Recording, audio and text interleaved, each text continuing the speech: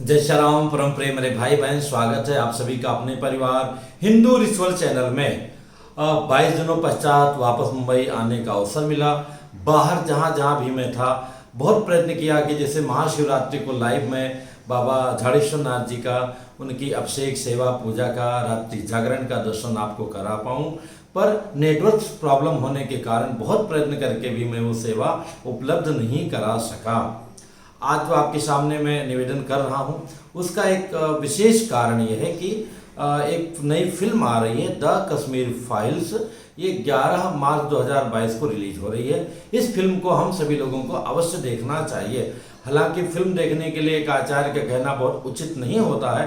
हालांकि मैं स्वयं फिल्म लाइन से जुड़ा हूँ, कई सारी फिल्मों में काम भी किया हूँ, वो अलग मैटर है। पर हाँ, इसमें हमारी भावनाएं जुड़ी हुई हैं और मैं आप सबसे निवेदन करूंगा कि इस फिल्म को एक बार अवश्य देखिए, क्योंकि जितना कह सकते हैं कि अत्याचार हिंदुओं पर हुआ है उसका एक सीधा साधा लगभग जो है रूप आपको देखने को मिलेगा। आप कहेंगे गुरुजी ये अत्याचार और नरसंहार और पलायन हम देख करके क्या करेंगे?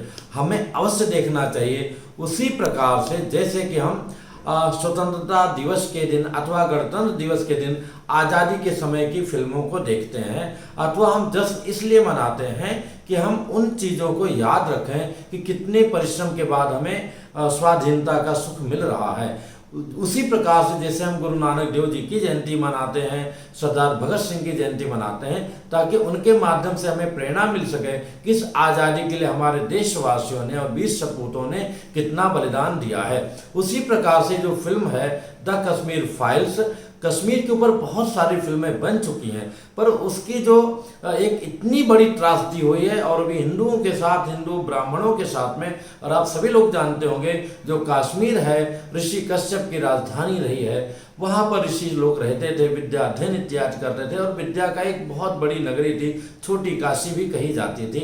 और आप वैसे देखेंगे बगीचे और वहाँ का वातावरण शिवमय पूरा दिखता है। वहाँ के लोग, उसमें भी भोले भाले हिरण की तरह कश्मीरी ब्राह्मण, उनके साथ कितना अत्याचार हुआ। सोचिए हम लोगों को, मैं भी रेंट पे ही रहता हूँ, 11 महीने के बाद, कई बार 2 महीने का एग्रीमेंट बन गया तो 22 महीने के बाद जब चेंज करना होता है कितनी परेशानी होती है केवल एक मोहल्ले से दूसरे मोहल्ले में जाने के लिए। लेकिन जिन लोगों ने पूरा जीवन बड़ा, आप सोचिए सैकड़ों बीघा में उनका सेब का बागीचा था, कुआं था, घर था, सब कुछ था, और रातों रात छोड़ करके जिन लोगों को भागना पड़ा उनकी मनस्थिति क्या रही होगी।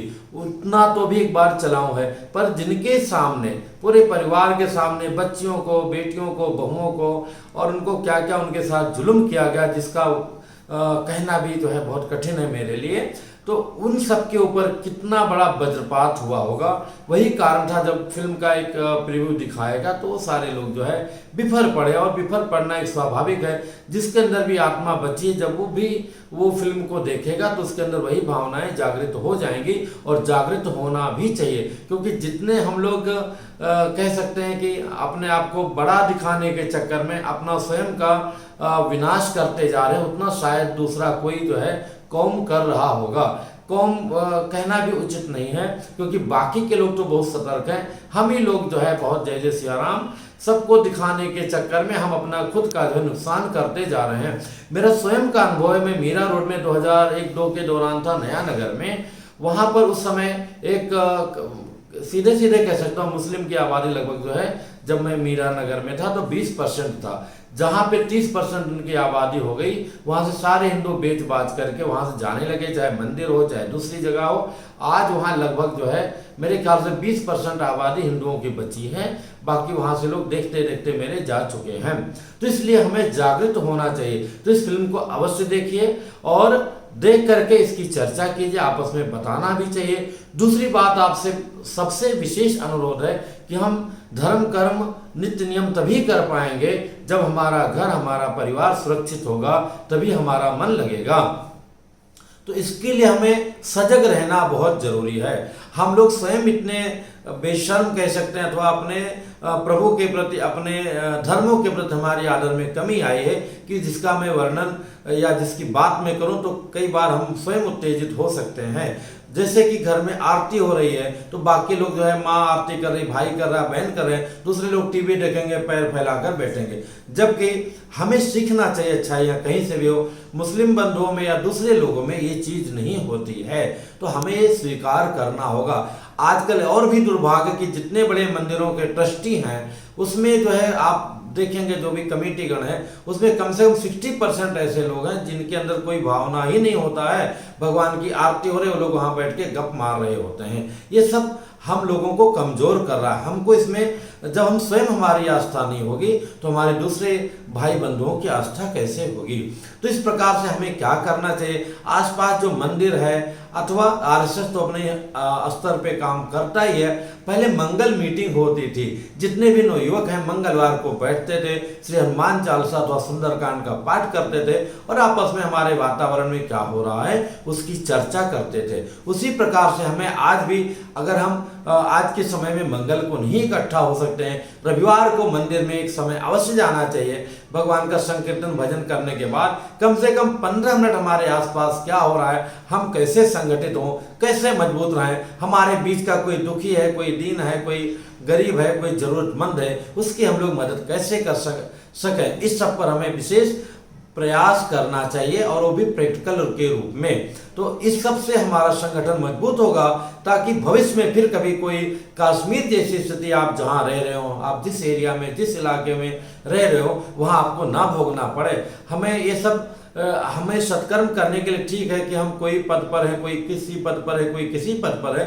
जब पद से आदमी बाहर आता है तो सब हिंदू हैं, सनातनी हैं और हम सबको मिलकर के एक दूसरे के भले के लिए इकट्ठा होना चाहिए। और उसका सबसे सरल और अच्छा कर्म है अपना धर्म।